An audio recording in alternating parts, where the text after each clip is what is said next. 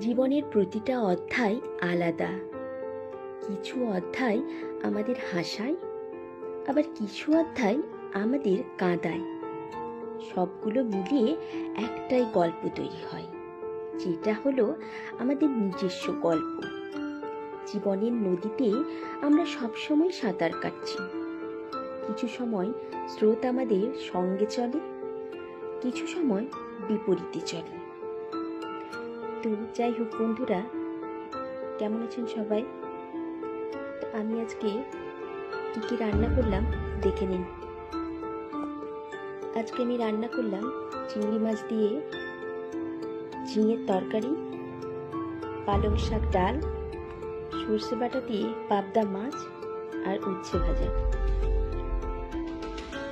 ধন্যবাদ সবাইকে।